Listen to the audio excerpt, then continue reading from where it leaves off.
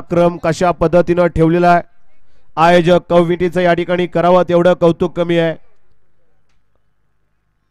पहिलं बक्षीस 1 लाख रुपये आणि दुसरं बक्षीस 80,000 रुपये. सुटला 48 सुटला या मैदानातील आणि 48 मध्ये सुंदर अशी लढत चालवली. एक इकडून तिकडं गेला आणि बाकीच्या गाड्या पळतात.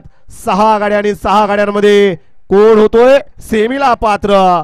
बैल पळतायत फक्त आपल्या मालकाच्या नावासाठी. अतिशय सुंदर आणि निर्वाद वर्चस्व.